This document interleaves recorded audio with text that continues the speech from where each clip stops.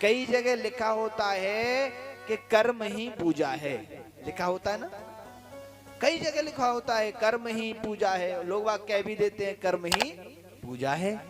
क्या कर्म ही पूजा है? विचारणीय बात है, आप विचार करिए, क्या कर्म ही पूजा है? अगर विचार किया जाए तो कर्म कैसे होते हैं? कोई सही काम करे वो भी कर्म है, कोई दुष्कर्म कर दे वो भी कर्म है। कर्म किसे कहते हैं? जो अपने द्वारा कोई भी कार्य किया जाए वही कर्म होता है। कर्म की परिभाषा क्या? जो भी किया जाए वही कर्म है। लेकिन क्या गलत किया जाए वो भी कर्म हो जाता है? क्या वो सही हो जाता है? ये पूजा है? नहीं।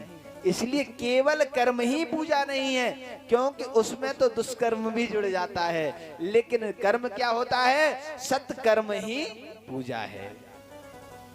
केवल कर्म नहीं, सत्कर्म ही पूजा है। और सत्कर्म तो एक ही होता है, उसके अलावा दूसरा नहीं होता है। जो सत्कर्म का मतलब है, जो सत माने जो हमारे सनातन धर्म के सद ग्रंथों ने जो हमें सदमार्ग बताया है कि इस मार्ग पर चलना है, उस मार्ग के अनुसार हमें शास्त्रोक्त विधान के अनुसार, नीति के अनुसार चलते हैं, तो वह सत्कर्म होता है।